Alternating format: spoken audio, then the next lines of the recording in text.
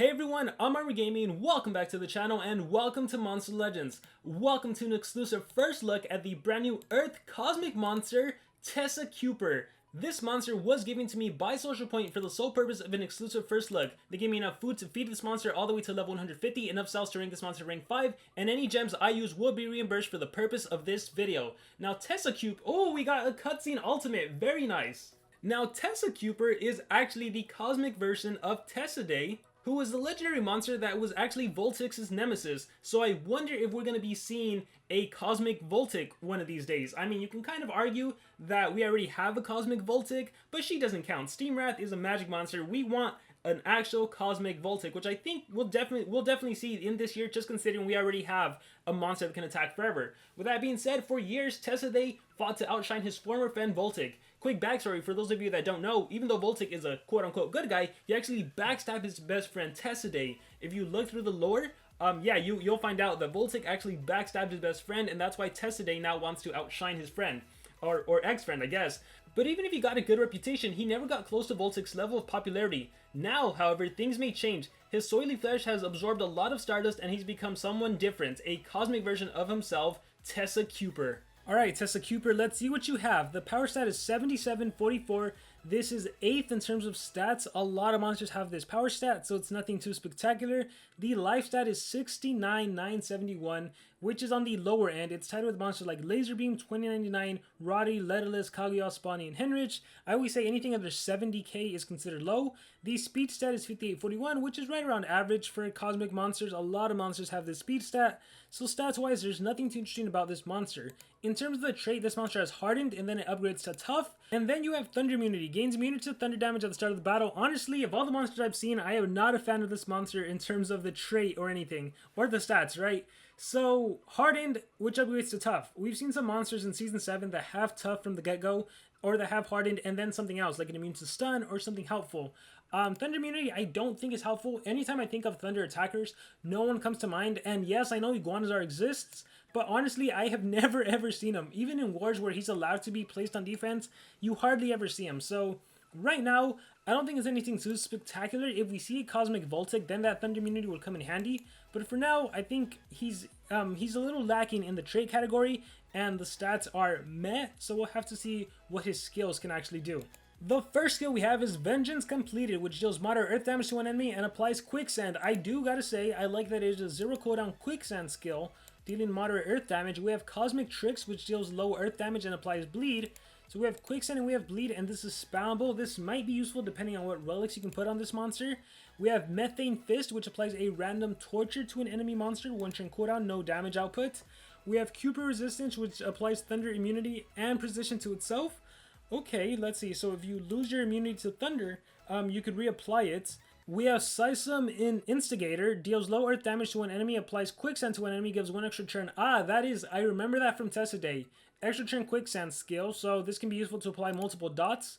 We have Tempest Instigator, deals low earth damage to an enemy, applies Bleed and gives 1 extra turn. Hey, at least you can Quicksand and Bleed one enemy monster. If you do this against the Steamwrath, they're going to be in trouble, because if Steamwrath does extra turn skills, the dots will kill the monster.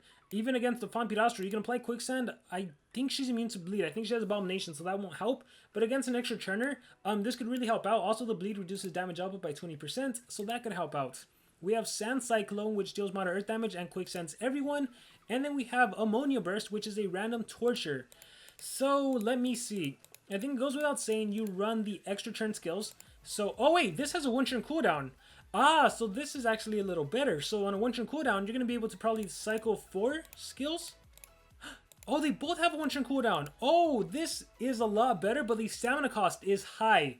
That is a 50 stamina cost for each. That's 100 stamina for this. My goodness. That's 50 stamina cost. Your stamina is going to go by really fast. We do have a new monster that can double your stamina pool, so that could help you out. But gosh, that is a lot of stamina for just low Quicksand and low Bleed. But maybe we can make the monster usable. You could use him as an attacker potentially. You want to end off with probably a Torture to the enemy team, right? A random Torture. I guess if you're using him as a pure dot dealer, you'd do Ammonia Burst. If you're gonna run Strength Wounds on him, you don't need this. So we are gonna run. Yeah, Methane Fist would be a waste too. And then you have AoE dots. Gosh, 0 cooldown. Moderate. I guess you could always have a 0 cooldown skill, so you're protected against CDA. But we're gonna go with the stronger AoE, which is the AoE Quicksand, and I think we'll run a 0 cooldown skill. So we're gonna go with Vengeance Completed, which, yeah, it's a Quicksand, but it's your strongest attack skill. Maybe, you know what, if you want to, you could do Ammonia Burst. Yeah, if you're gonna run Strength Runes though, I don't think it's useful. I wish it wasn't random. I wish it was a curse. If it was a curse, this monster would have been a lot better. Because you could bleed and quicksand everyone and end off with the curse. Let's hope he has a relic that can help him out.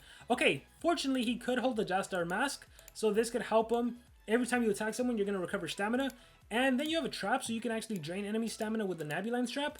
But the Jastar Mask does help him out, but he's definitely gonna need a teammate that can help him out for sure. We're gonna give this monster, if you give him a stamina rune, he can attack a lot more times. But we're going to give this monster a strength rune. So I know that's a life right now. That's going to be a strength. We're going to go all 10s on him. Actually, maybe not 10s. We might do 9s. We might do 1 9. Okay, he'll have a level 9 strength. And then I'll probably give him a stamina and then a speed. And I think that's how we'll use this monster. So don't worry too much on the rune setup right now. We'll change it for actual PvP battles. Alright, so we changed the rune setup, and the first partner I'm going to do is Fragbot, just because Fragbot actually doubles the maximum stamina pool. So we'll see how it goes with my first battle using him as an extra turn attacker. And perfect, we have a 137 Shelly, a 140 Vampirastro, and a 150 Lindworm. Let's see how this battle goes. So Time Scourge, Nightmare on the Street, okay, perfect. So I still got to go first. We're just going to do an AoE skill. Buried in Snow. Oh, that was too powerful. I didn't want to be that powerful. Alright. So, boom! There's my first attack, Resurrects. There is my second attack. There is my other attack, Quicksand, Jastar Mask kicks in.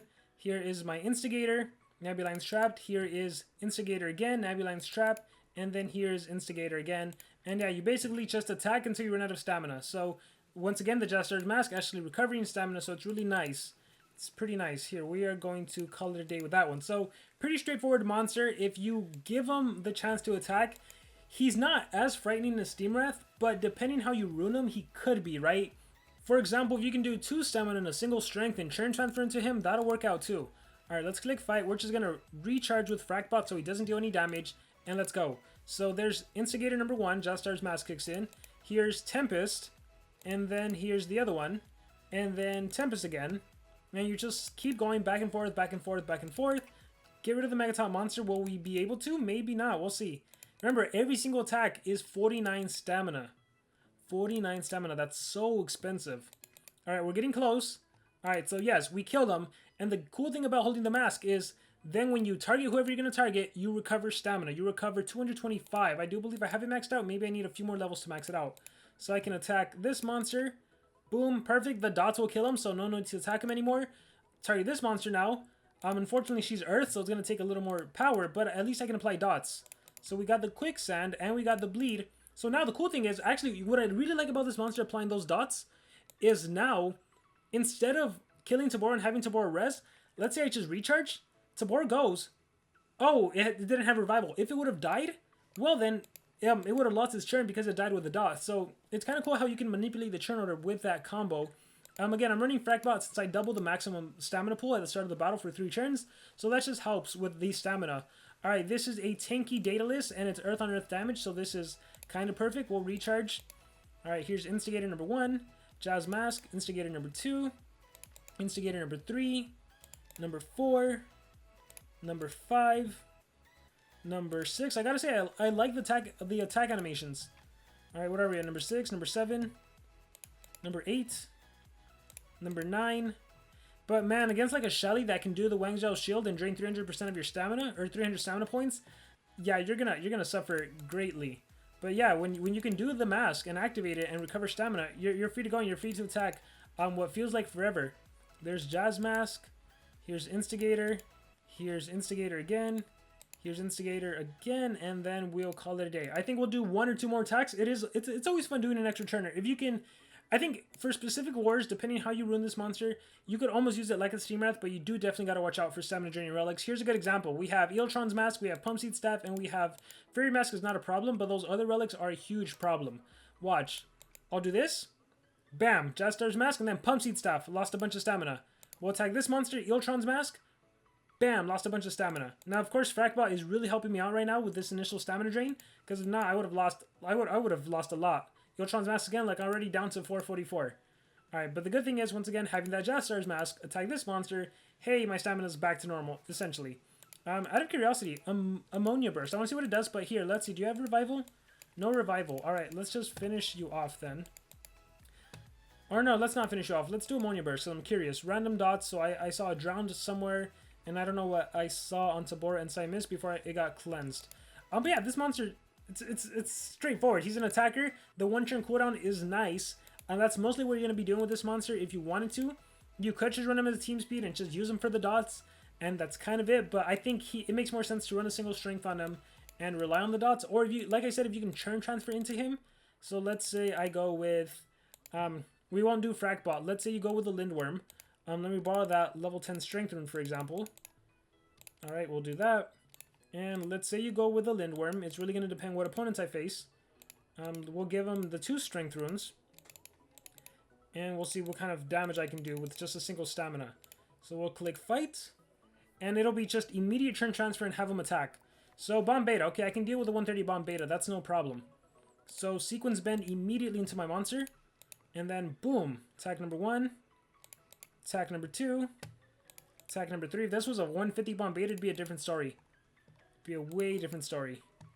Watch, just have him go. Alright, one more attack after this. And we are solid. Now we can move on to the next monster. Mask kicks in. I'm back to full stamina, or close to full stamina. And there we go. Boom. Boom. And boom. And now we'll go after this monster. Oh, she's immune to dots. Alright, that's cool. Do you have revival? Gotta make sure you do. Alright, cool. So we can just attack until she is actually dead. So we're gonna do that. Vengeance completed. We'll do Instigator.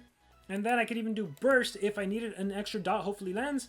In this case, I landed Ignite. And there we go. So overall, there's nothing too crazy flashy about this monster. I think, though, in the right situation, he can be as powerful as Steam Wrath. Obviously, not to the extent of Steam Wrath. She's a little crazier. She can even vulnerable the enemy team.